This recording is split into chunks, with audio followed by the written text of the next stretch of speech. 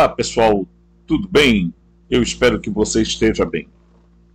Meus amigos, as pessoas que desejam ajudar esse canal, a gente está com um projeto aí de dar uma arrumada nele, né? Então, quiser ajudar, 985-29-9685, Robson Macias, tá? Tá aqui, ó, certo? Esse é o nosso Pix, tá? É só dar uma paradinha aí no vídeo e você anota e ajuda o nosso canal.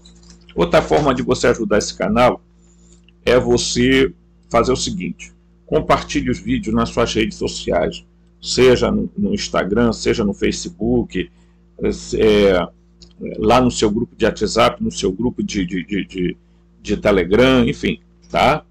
Faça esse gesto, convide outras pessoas, se inscreva, toque o sininho, deixe seu like, porque é muito importante para a gente, ok? Muito bem. Vamos abordar aqui o tema, o primeiro vídeo da exoantropologia, tá? Que é uma antropologia voltada para uma análise, tá, da existência,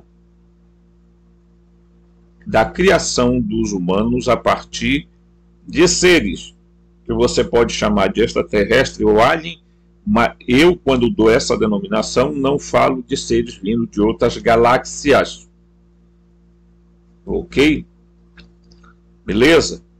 Para você entender, quando eu falo de seres extraterrestres, estou falando de seres que podem não ser, não da Terra base, mas do universo Terra sim. Ok? Deixar claro isso aqui. Certo? Muito bem. Nós vamos fazer esse vídeo sobre o aspecto seguinte. Nós vamos partir do princípio do princípio. Esse é o fundamento do vídeo hoje. Ok? Então, portanto, vamos começar ele da seguinte forma. Vamos falar sobre o caminho da evolução criativa programada. Tá? A evolução criativa programada. O que é a evolução criativa programada, Robson? É uma ideia ou uma concepção que não está nem dentro do campo da evolução darwinista, nem no campo do criacionismo bíblico e nem do campo do design inteligente, ok? O que é que nós acreditamos? Tá? Nós acreditamos que a evolução criativa programada, ela foi elaborada, organizada por seres supra-humanos, tá? Então nós vamos denominar aqui seres certo? Humanos. Até a caneta tá chegando ao fim, tá? Seres supra-humanos, tá? Isso é o que nós chamamos de antropologia.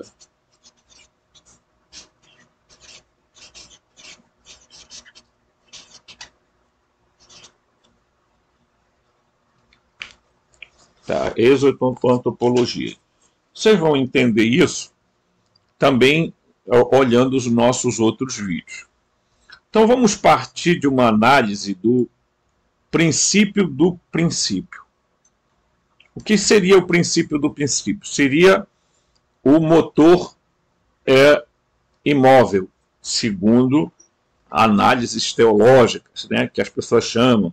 O primeiro motor, o motor imóvel, né, aquilo que é a substância primordial de onde não tem outra procedência, etc. Tem essa coisa, tá? Ok?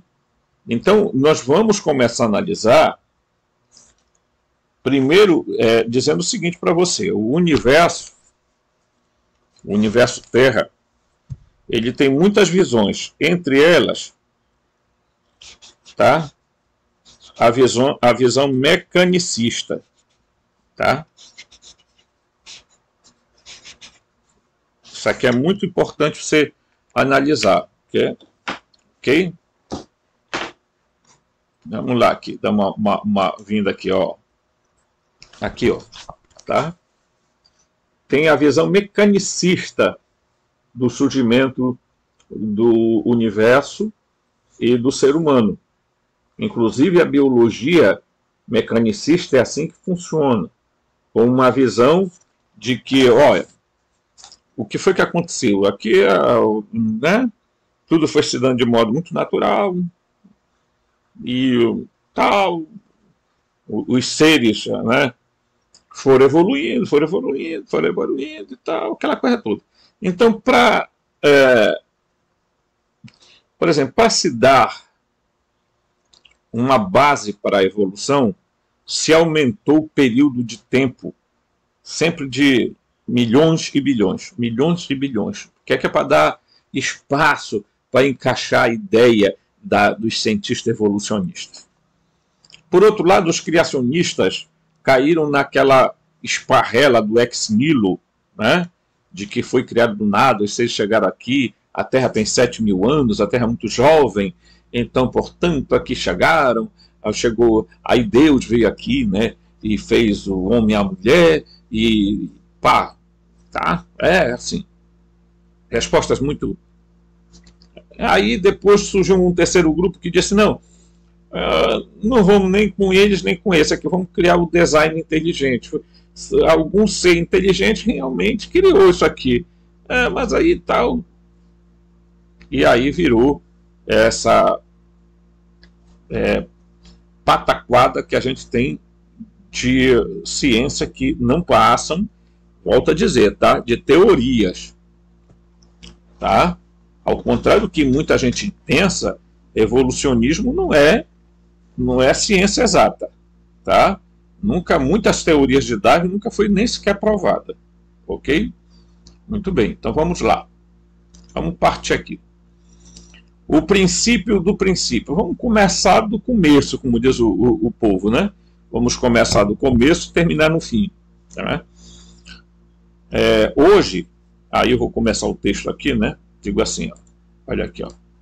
Hoje, né? Eu vou grifar aqui. Hoje, digo, em nosso tempo, ainda está em voga a ideia de criação do nada, do ex nihilo, ou ainda a ideia evolucionista. E no meio dessa briga, o tal design inteligente. As premissas, os fundamentos que eu quero dizer, tá? Ou as bases dessas teorias, ignora a exotecnocriação. Tá? Exotecnocriação. Tá? Quer dizer, a criação tecnológica do ser humano por seres, diríamos, inteligentes, vamos usar esse termo inteligente para designar seres que tinham que tinham o controle de técnicas muito avançadas. Tá? Ok? Esses seres depois foram considerados deuses, tá? Não se levando em conta a existência de seres inteligentes que foram confundidos com os deuses do passado. Lembrando que no vídeo anterior, O'Brien diz exatamente algo muito parecido com isso que eu estou falando agora, né? Então, é muito importante a gente entender isso, porque eu já mostrei aqui que, segundo aquele livro chamado Livro de Urântia, tá? Segundo o livro de Urântia, houve um acontecimento que chegou aqui no planeta o príncipe certo? Chamado príncipe planetário.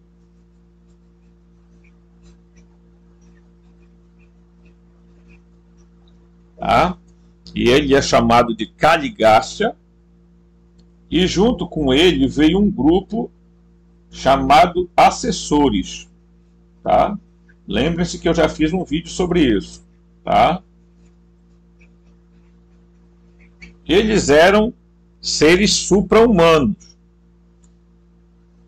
E aí eles resolveram ter filhos entre eles. Tá? A progenie deles, essa progenie, tá? Gerou os chamados seres intermediários, vou abreviar aqui, primários. Ok? Isso aí foi o que aconteceu. Segundo o livro de Urântia, volto a dizer. Tá? E esses seres originários primários resolveram ter relações com os adamitas. Quem são os adamitas? Tá? Adão e Fonta.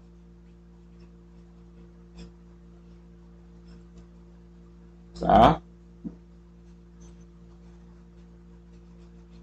Eu estou aqui escrevendo, tá? Estou falando isso para vocês, mas estou escrevendo aqui para você dar uma entendida na coisa, tá?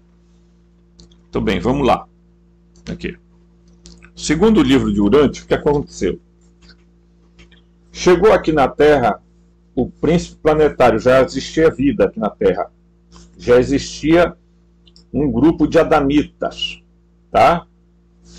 Descendentes de Adão e Fonta, que eram os primatas. Eles já eram os Homo erectus, Homo habilis, tá? Eles já existiam enquanto tal.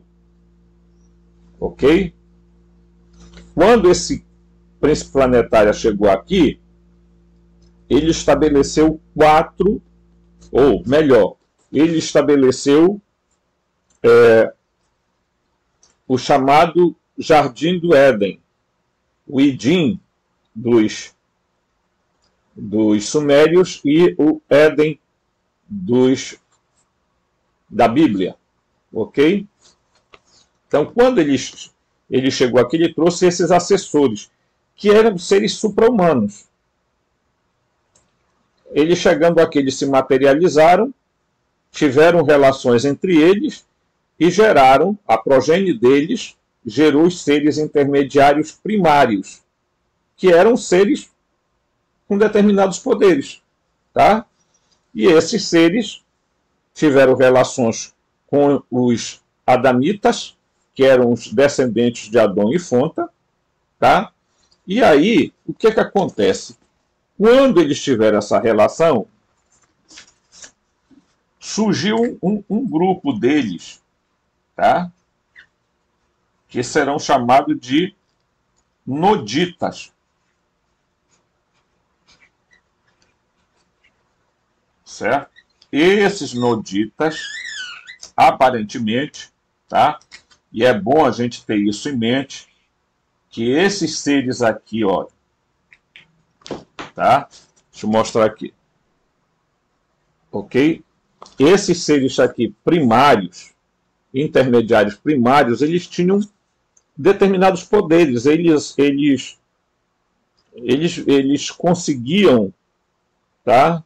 De uma certa forma, serem seres moronciais, ou estavam dentro de um domínio de esfera que nem era material e nem era fractal. Tá? E eles tomam para relacionamento as adamitas. Tá? E geram um grupo chamado nodita. Então vamos lembrar que o mito sumeriano, todos os mitos contam essas histórias de seres de deuses ou filho de deuses que tomam, tá? Que tomam mulheres para ter relações e geram semideuses.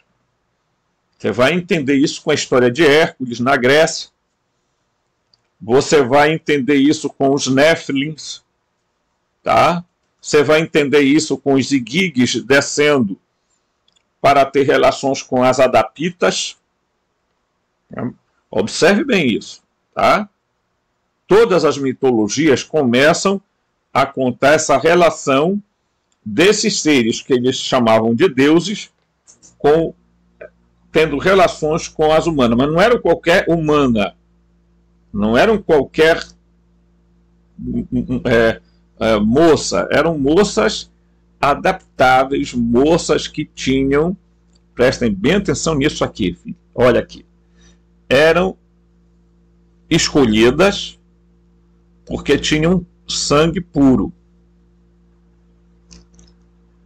tá? E podiam gerar por uma progenie poderosa, ok? Uma progenie poderosa, você está me entendendo? Não era feito de qualquer jeito, né? Vamos sair para... Não. Um exemplo é que os Igigues, por exemplo, foram atrás das Adapitas, tá? Não foram atrás da descendência de Adamu, de Adamu e Tiamat. Eles foram atrás da descendência de Adapa e Tite. Ok? Certo? Presta atenção nisso. Que Adapa e Tite era descendente de Enki, direto. Enki havia pegado duas moças da descendência de Adamu e Tiamat, e nelas acabou tendo relações e gerou um casal de filhos. Uma gerou macho, outra gerou fêmea. E ele juntou esses dois e geraram uma progenie de seres extraordinariamente avançados para a sua época. Então, certo? E aí, claro, os seres chamavam os mitos chamam esses seres de deuses. Mas seriam deuses? Evidente que não. Tá? Ok? Então vamos lá. Eu não estou propondo aqui nenhuma teoria, né? Estou colocando aqui, ó. Não estou propondo aqui nenhuma teoria nova, estou apenas investigando e especulando a respeito, que é a minha função. Por isso precisamos voltar um pouco à filosofia, ainda que não seja a panaceia para todas as questões existenciais. No entanto, a filosofia, gente, foi aquela que tentou investigar a origem de tudo. E aqui há um trecho, tá, de Fastos, que diz o seguinte: havia apenas uma aparência de natureza através de todo o mundo. E a isto eles chamaram de caos, uma massa disforme e confusa. Então vamos lá. Se a gente partir da origem, o que é que eles diziam? Ok? Olha aí, importante isso aqui. Tá? Que a origem, tá? A origem, tá? Estaria ligado ao caos. Tá? O primeiro ser primordial teria sido o caos. Ok?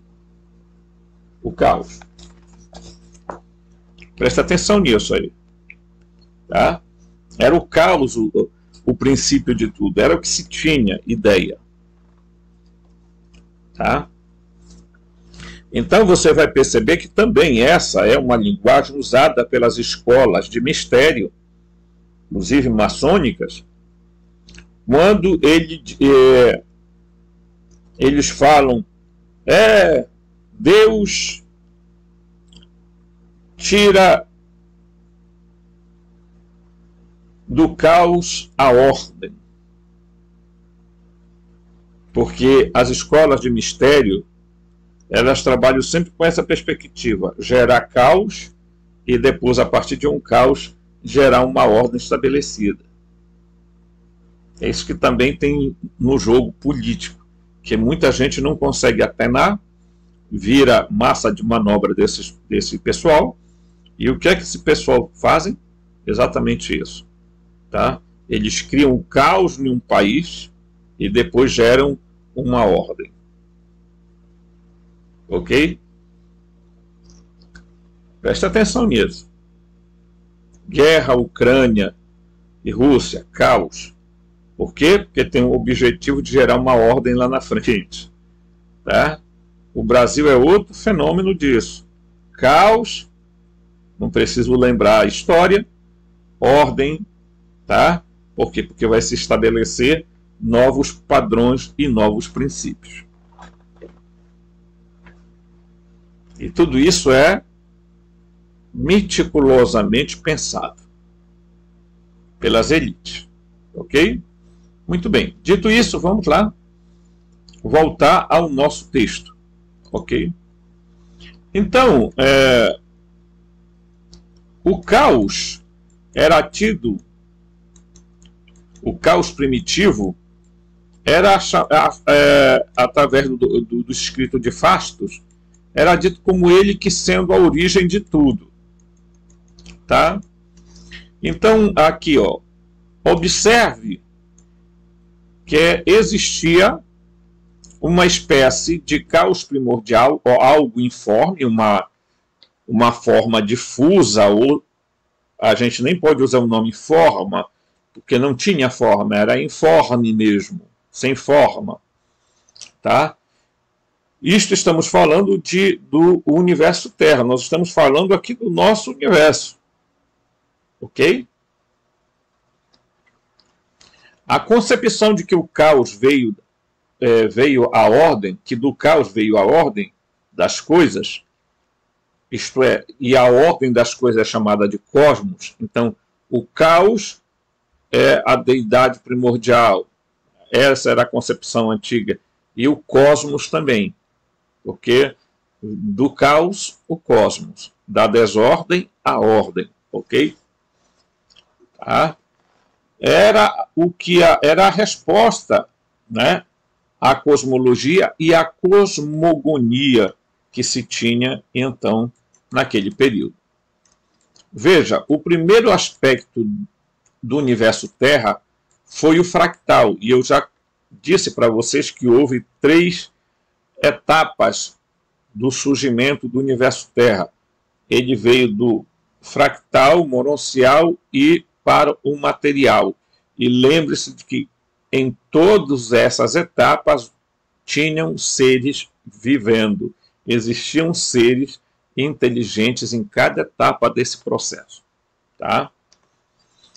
Veja o que diz o texto gnóstico sobre a origem do mundo. Isso aqui está lá nos documentos de Nag Hammadi. Tá? Então diz o seguinte: visto que todos os deuses do mundo e da humanidade dizem que nada existia, observe aqui, os deuses, eles vão usar o termo aqui, ó, nesse documento vão dizer aqui deuses, tá?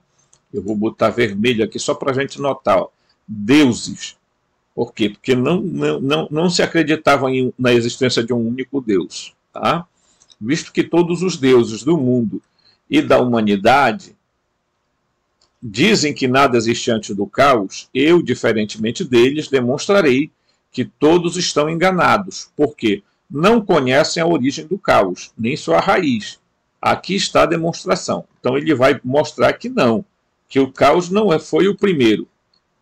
Quão bem convém a todos os homens, a propósito do caos, dizer que é uma espécie de escuridão, mas, na verdade, vem de uma sombra, que foi chamada pelo nome de escuridão.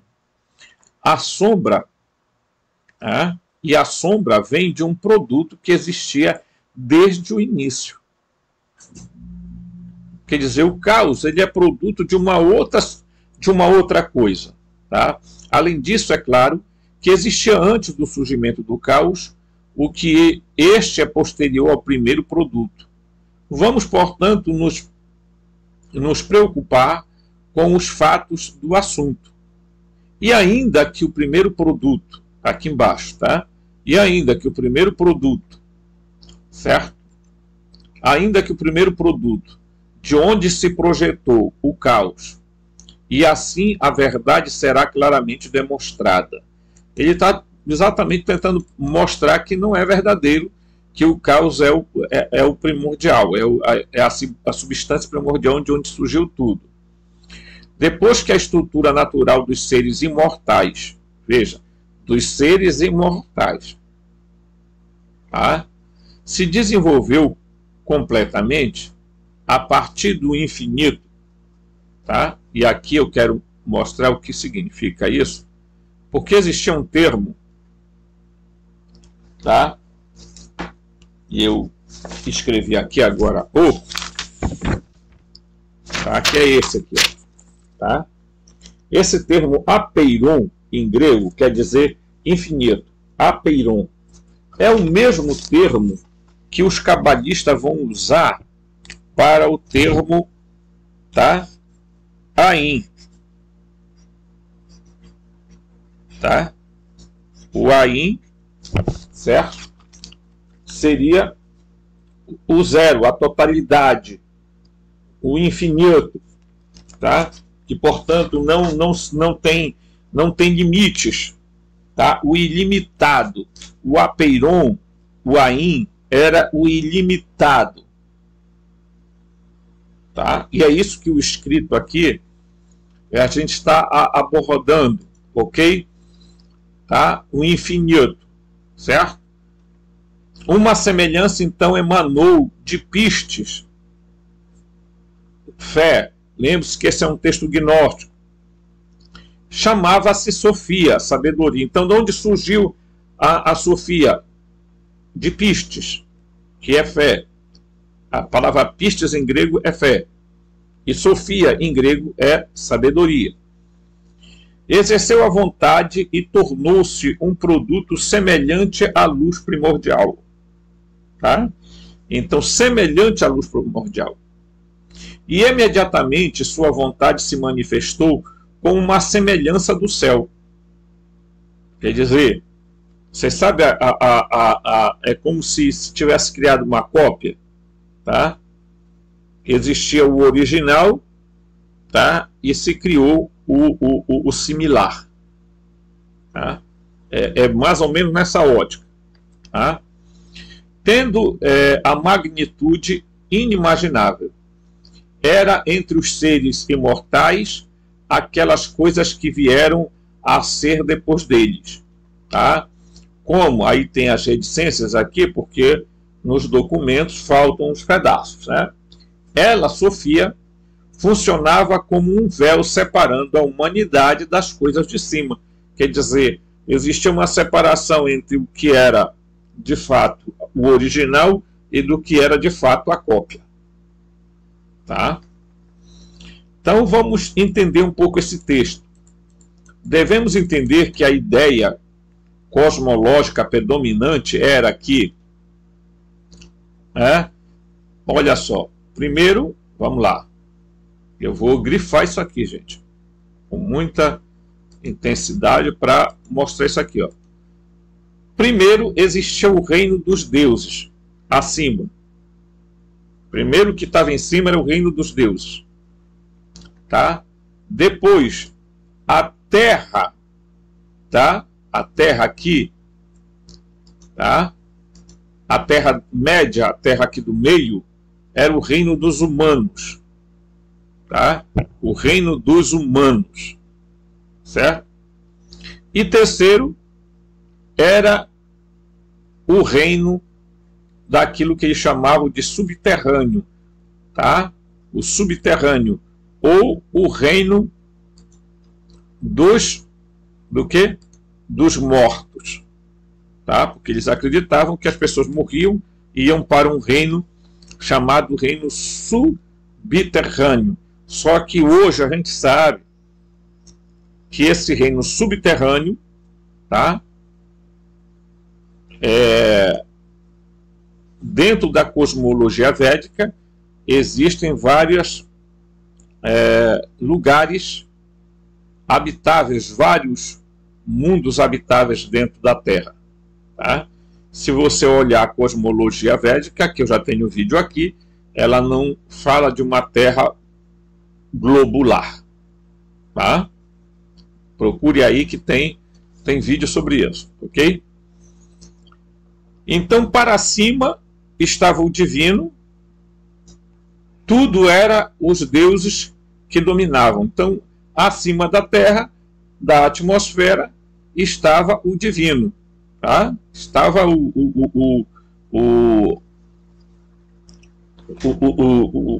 aquilo que era, estava a camada supra-humana, aquilo que tudo que estava acima era dos deuses, das divindades. E aí existiam vários grupos de seres que eles consideravam divinos. Então, tudo que vinha de cima, tá, portanto, eles entendiam que o Sol era um deus, que a Lua era deus, que os planetas eram deuses, tá? Certo? Portanto, tem até o planeta Urano, que é o único que conservou o nome grego, que era considerado um deus, que seria o deus, inclusive o deus principal. Nós ainda chegaremos lá. Você entende essa cosmogonia? Então tudo que está acima é Deus. Não tem nada para ir para cima que seja humano. Ok? Então tudo que tem aí para cima não é humano. Então bastava alguém chegar com um balão, pendurado num balão, e chegasse na Terra, era tratado como Deus, como deuses, como divindades. Foi isso que aconteceu na maioria das culturas, quando eles falam que seres vieram do espaço. Na verdade, vieram da atmosfera. Propriamente, eles não sabem de onde veio. Olhe o filme Os Eternos. Tá? Quando eles chegam aqui, né, eles dão de cara com os seres primitivos. Né? Então, eles eram seres supra-humanos. Se você for pesquisar o filme, você verá que os chamados Eternos foram criados a partir de humanos, dos seres humanos. Mas eles eram supra-humanos. Beleza? Então, entenda bem isso, para que você tenha uma noção, gente, de quão espetacular se montou toda uma cosmologia e uma cosmogonia. Tá? E aí, se você não pesquisa, você cai na alienação.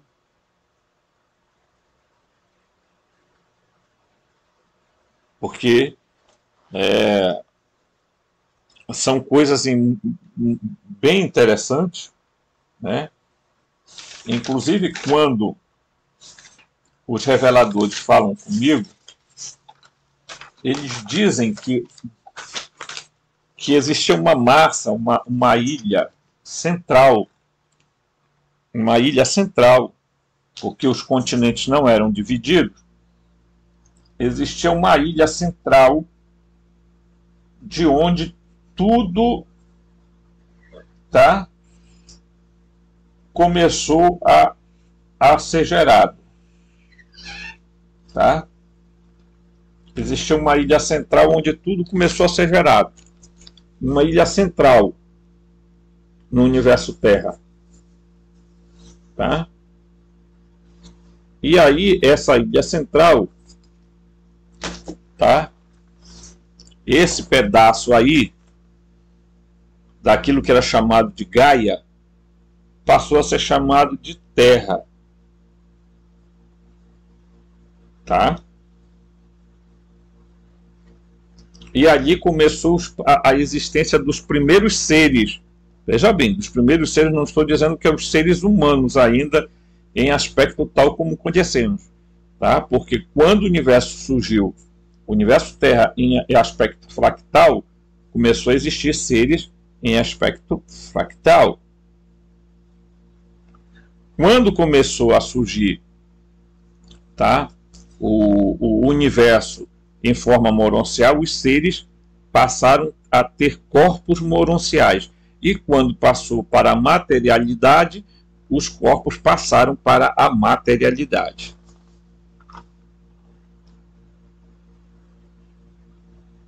Ok?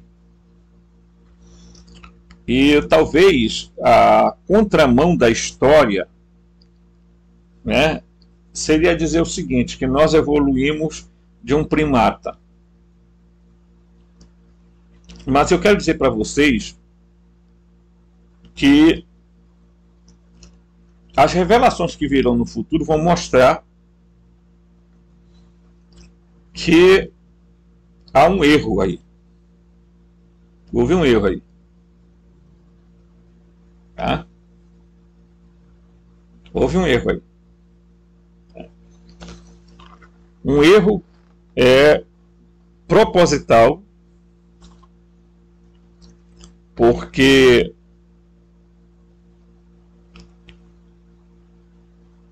o erro está, diríamos assim, no que você pode considerar de absurdo, né? De que os primatas, na verdade, não deram origem aos humanos, mas possivelmente os humanos tenham dado origem aos primatas. Assustado com isso? De que eles sejam uma espécie de involução da espécie humana?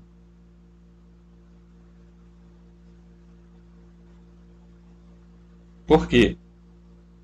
Até o final dessa nossa série você vai ver o que é que nós estamos abordando e você vai tirar suas próprias conclusões, tá?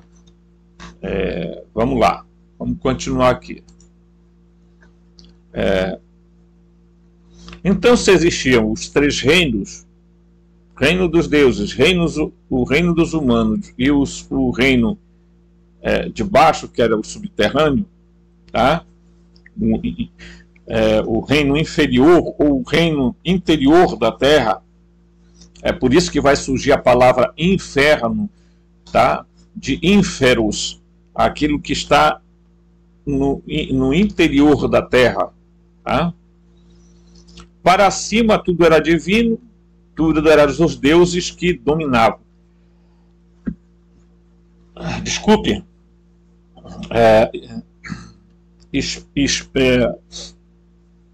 espirrar é terrível para mim. Ora, eu não vou fazer corte, tá, gente? Ora, aqui está a explicação de que qualquer coisa que viesse de cima, dos céus, da atmosfera, era considerado um deus, tá? E eles consideravam que toda a atmosfera era dominada por princípios. Lembrem-se que os gnósticos, tá, consideravam, tá, que o céu era feito de esferas, tá?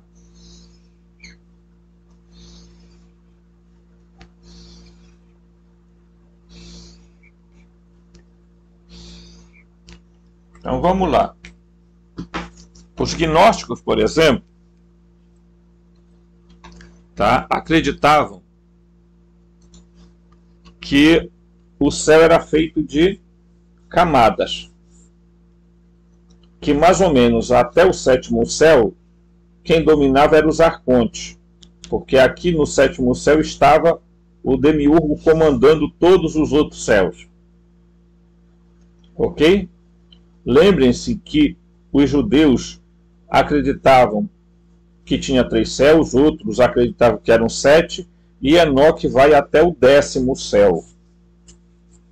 Tá? Até o 10º céu. Lembrando que Enoque pode ter ido até... Tem alguns que acreditam que Enoque viajou até a 10ª dimensão, outro de que ele foi até o 10º planeta, né? Enfim, tem várias teorias nesse sentido. eu ainda acredito que ele não tenha ido para o espaço interestelar, né? Ou ele foi a outras galáxias. Né? Eu tenho aqui minhas reservas, sabe, gente, sobre isso. Porque às vezes as pessoas viajam muito na maionese nessas teses. Né? Eu acredito que talvez ele tenha ido em outras esferas da Terra, tá? Em outras terras do universo Terra, tá? E você vai entender essa questão de como e por que se acreditava em 10 céus, e de por que os judeus acreditavam que existia 10 céus, tá? Desculpa a entrada desse negócio aí, que é coisa chata, né? Infelizmente, desculpa a expressão porcaria aqui do Windows, a gente move aqui o cursor e começa a aparecer essas coisas. Eu não vou cortar o vídeo e né, muitas vezes quando isso acontece eu faço um outro vídeo novo, que eu não gosto disso, né? Mas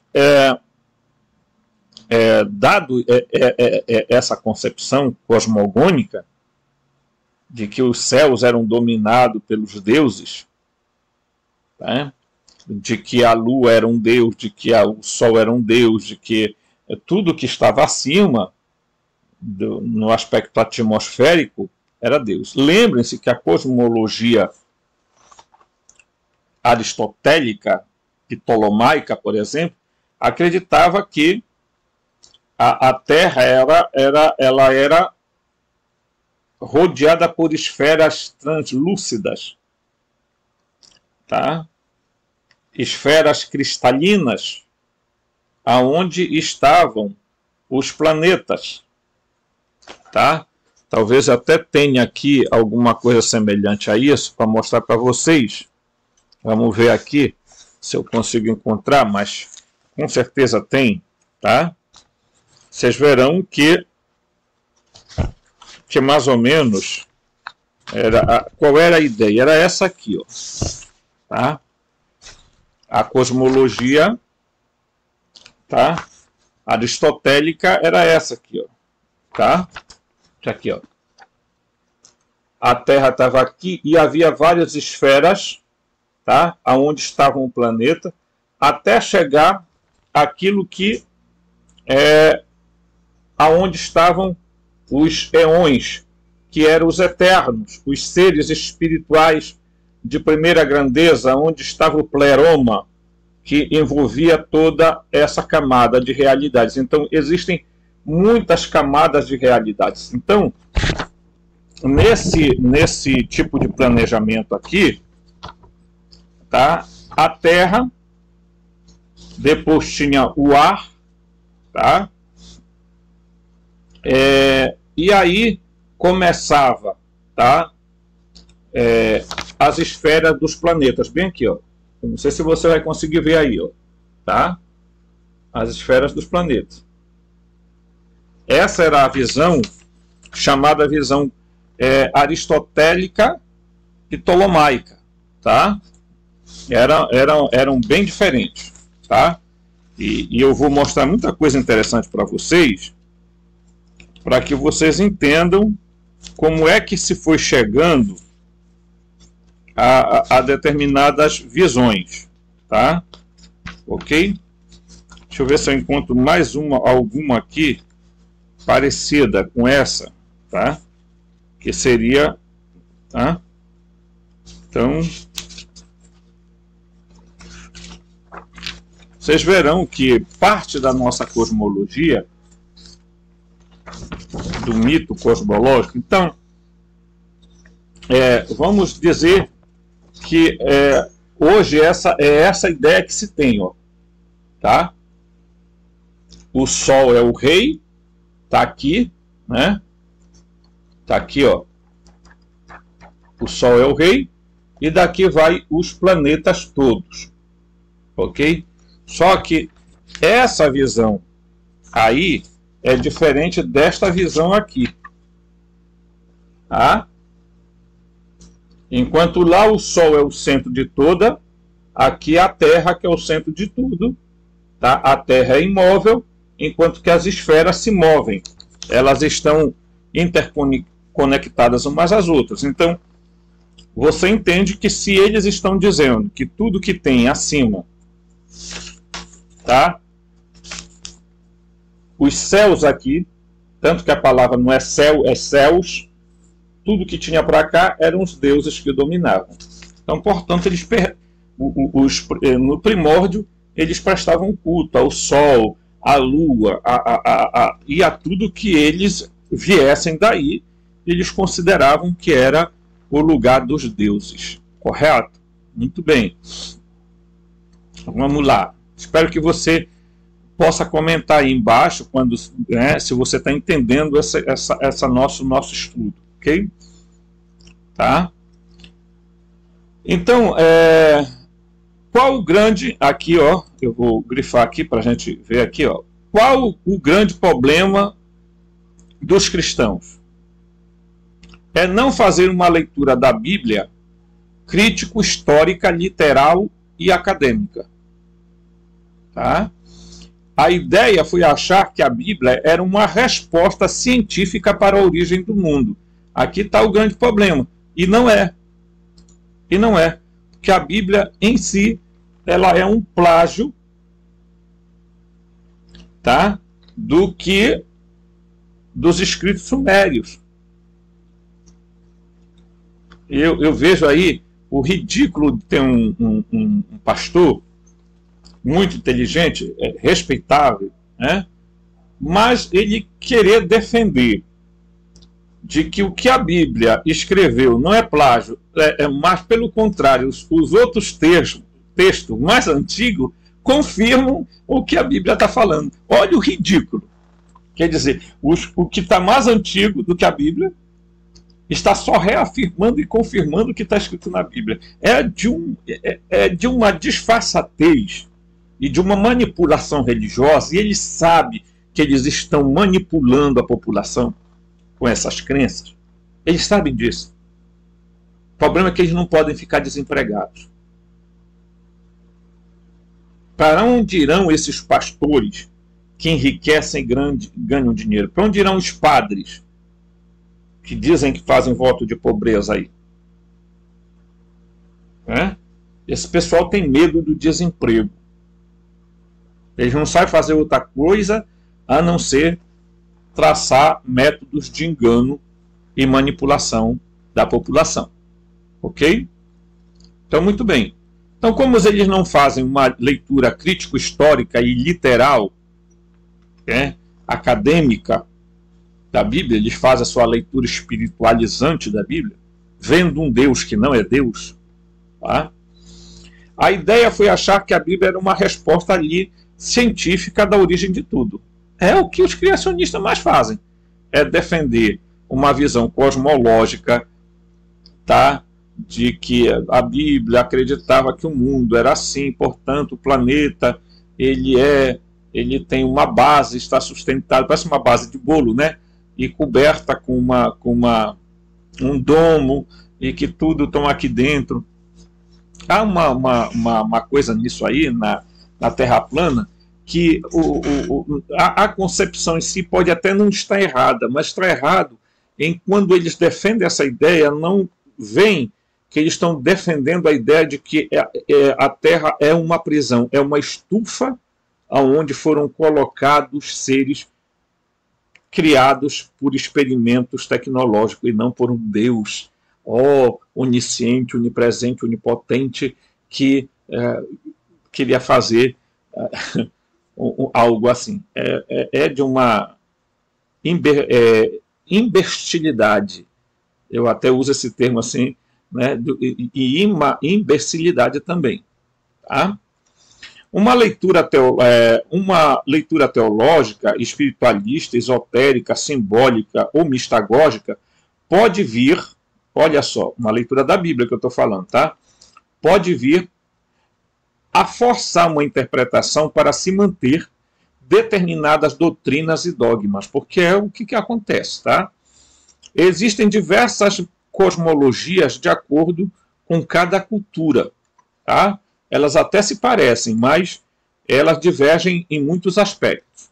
No entanto, a Bíblia herdou uma tradição vinda da Suméria, da Acádia, da Babilônia e também dos cananeus, tá? Dos textos ugaríticos. Tá? Então, quando diz, por meio de um principal, criou os Elohim, os céus e a terra, mas a terra estava deserta e desolada, ou estava sem forma e vazia. Essa aqui é uma tradução livre minha, tá? De Gênesis 1, de 1 a 2. Tá? E eu vou já explicar por quê. Ok? Esse nosso estudo será grande. Tá? Vejam que nós estamos na terceira página, e são 27 páginas de estudos. Tá? Aqui se trata de uma cosmovisão própria. Nada aqui é perfeitamente tal qual aconteceu. Aqui se mostra que houve um ser principal. Tá? Olha aqui. Vou grifar isso aqui também, que é muito importante. Houve um ser principal, uma substância primária, que deu origem aos deuses, aos céus, isto é, ao mundo dos deuses, e à terra, ao mundo dos humanos, que todos procedem da mesma substância. Olha só o choque. Olha o choque. Porque tudo procede da mesma substância. Os deuses e os homens.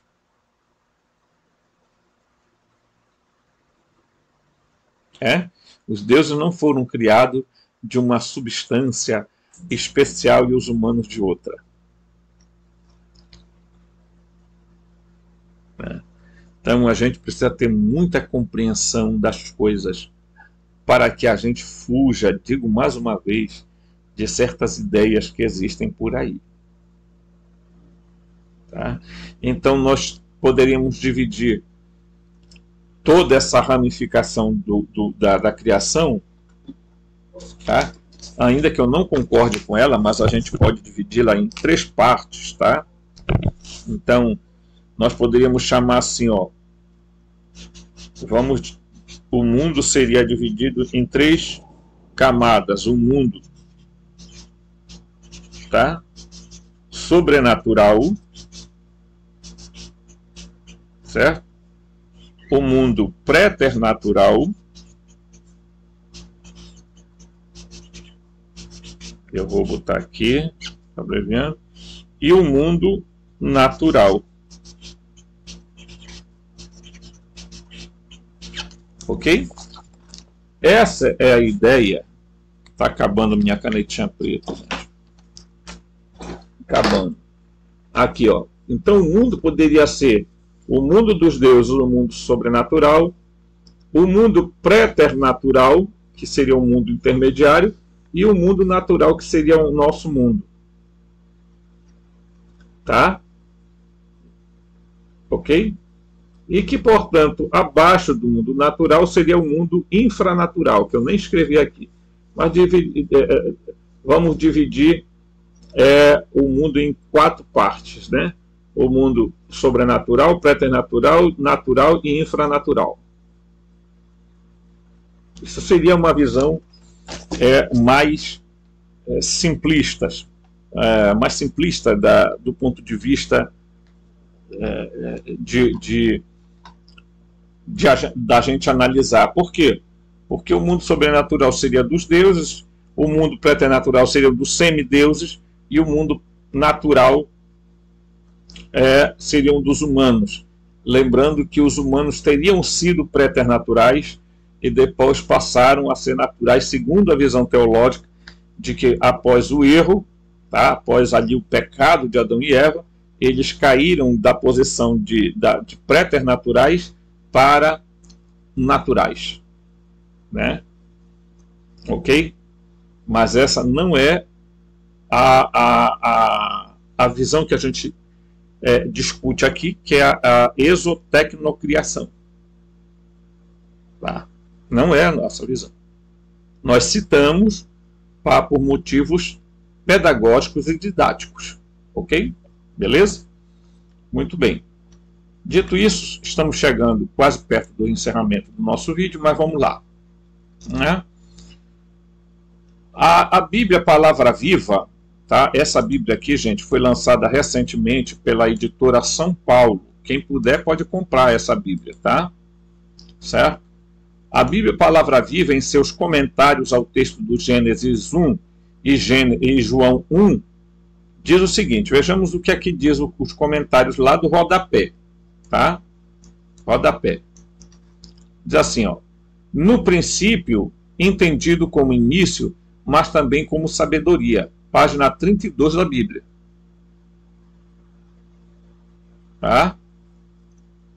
Então, lá nessa página 32, comentando a palavra no princípio, Deus criou, eles falam que essa palavra pode ser entendida como início de tudo, mas também como a sabedoria. Ok? Olha aí. Tá? Aí, em comentário de João 1, diz o seguinte, no princípio, porque também lá em João 1 está escrito assim, no princípio era o verbo, e o verbo estava com Deus, e o verbo era Deus. Na tradução correta seria, no princípio era o Logos, em arge, em rologos, em prostoteon. Tá? Então, no princípio, em grego, tá? No princípio em hebraico e em grego é em arge. São as mesmas palavras com as quais se abrem a 70, ou melhor, a tradução da Septuaginta, isso aqui. Traduzindo assim o hebraico Bereshit, no princípio, Gênesis 1:1. A tradição judaica interpretou a expressão Bereshit, tornando-a também, olha só como é que eles tornam, por meio de um princípio. Então a tradução de Gênesis 1 ficaria muito mais adequada se estivessem lá, por meio de um princípio criou Deus os céus e a terra, por meio de um princípio. Mas por que eles não vão colocar isso lá? Porque cai por terra a ideia do ex nihilo. Ok? Olha só. Este princípio, olha aí o que está escrito, por meio do qual o mundo foi criado, é identificado com a sabedoria. Olha aqui. Né? A sabedoria. Eu vou sublinhar aqui e vou sublinhar aqui. Olha aqui. Ok? Lembram do texto gnóstico sobre a sabedoria? Então, a sabedoria, gente, tá? E aí eu quero chamar a atenção de você, que aqui é uma coisa. A sabedoria estava no princípio de tudo. Ela era a substância primordial, Sofia. Tá? Então, a Sofia é o princípio de tudo. E aí confundiram a Sofia com o Logos. Então, portanto, confundiram Sofia com o Cristo. Ok? Com o Cristo. Então, quem percebe né, como é que é esse texto? Tá? Então, no princípio, ou por meio de um princípio, por meio da sabedoria, se criou os céus e a terra. Ora confundem a sabedoria com o Logos e ora confundem a sabedoria com o Espírito Santo.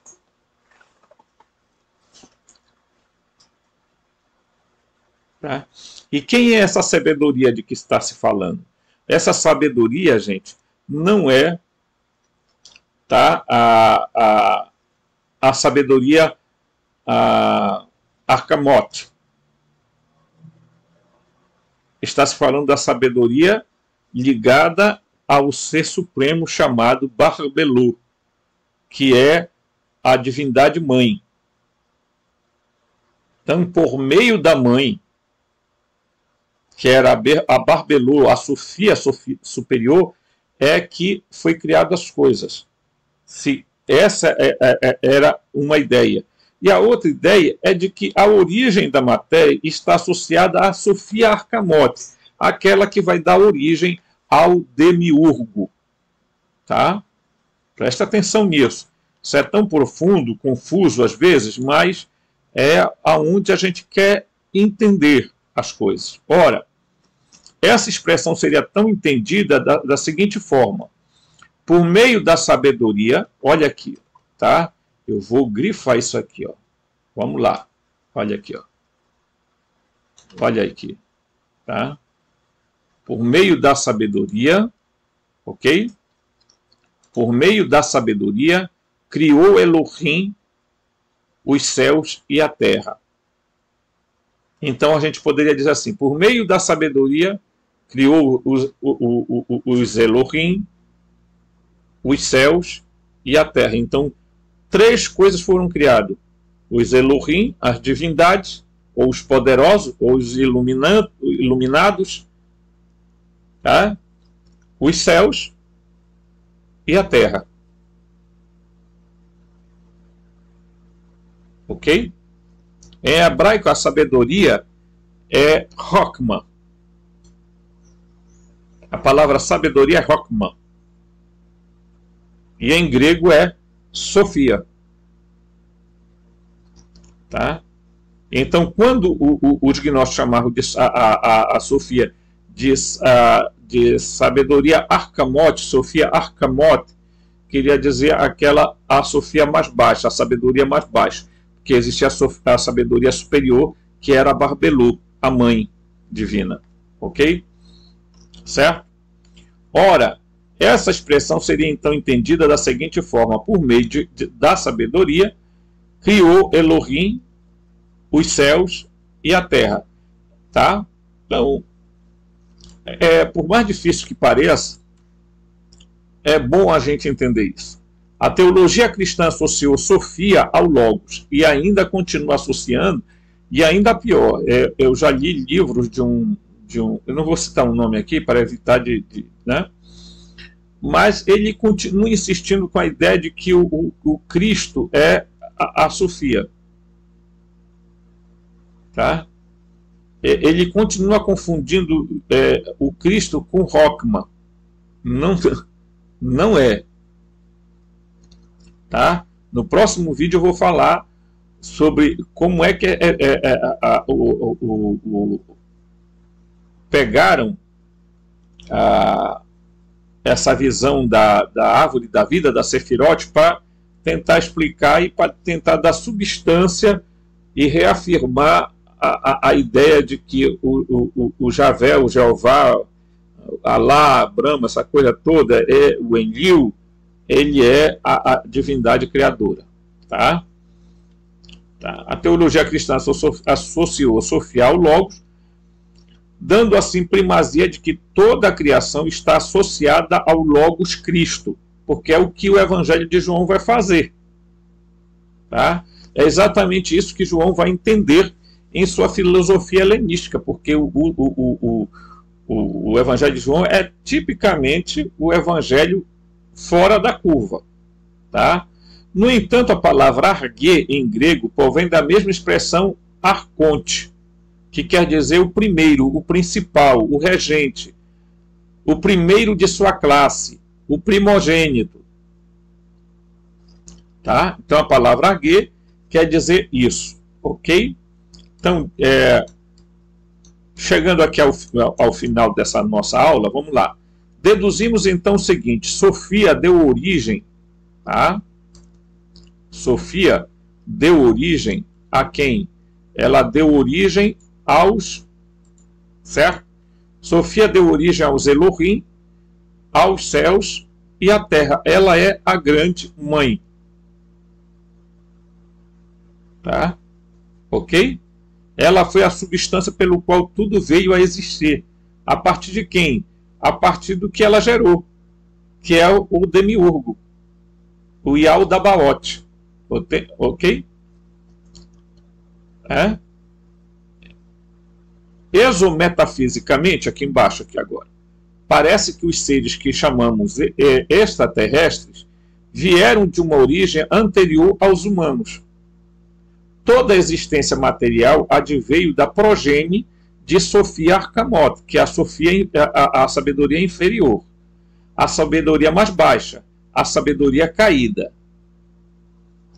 Tá? A palavra Reshit, aqui ó, a palavra Reshit, olha só que beleza.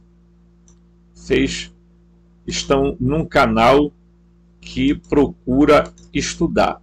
Reshit quer dizer dentro de, ou por meio, por dentro de. É possível identificar os Elohim, os deuses, com os arcontes, até mesmo com os Anunnaki? Sim, se levarmos em conta a forma como está velado no texto. Tá? Então, Sofia parece ser a origem da matéria. Por isso, a matéria é desordenada, dada a forma como Sofia a concebeu. Sofia seria a progenitora dos seres materiais, fractais, moronciais e factuais. Tá? Certo? Veja o que diz a Gnosis de João. Tá? Sofia da Epinóia, Epinóia quer dizer precedência, presciência, tá? Sofia da presciência, sendo a Éon, pensou um pensamento de dentro de si mesma e o pensamento do espírito invisível e a presciência. Ela desejou uma semelhança surgisse dentro de si mesma, que algo surgisse dentro de si mesma. Ela quis ser criadora, a Sofia, tá? Sem a vontade do espírito. Não havia aprovado isso. E sem o seu parceiro e sem a consideração dele, porque eles eram casais. Então a Sofia queria, quem era a contraparte de Sofia? Era o Cristo. Tá? Pois o semblante de sua masculinidade não aprovada, ela não havia encontrado o seu parceiro. Ela deliberou a parte da vontade do espírito e da compreensão do seu parceiro. E ela deu à luz. Ela deu à luz a quem? Ao Yaldabaoth, que vai ser aquele que vai surgir junto com a matéria. Tá? Por causa do poder inconquistável dentro dela, seu pensamento não permaneceu ocioso. Olha o que aconteceu. E dela saiu um produto imperfeito. Aqui, ó. Dela saiu um produto imperfeito. E era diferente do seu padrão, porque ela criou sem o seu parceiro, e não foi modelado à semelhança de sua mãe, pois tinha uma forma diferente. Quando ela viu o produto que tinha nascido dela, de sua vontade, e era diferente, um modelo de uma forma de serpente com cara de leão, lembre-se que eu já falei sobre isso aqui, seus olhos eram como chamas de relâmpago, ela expulsou dela, tá? Fora daqueles lugares, para que nenhum dos imortais pudesse vê-lo, pois ela havia criado na ignorância.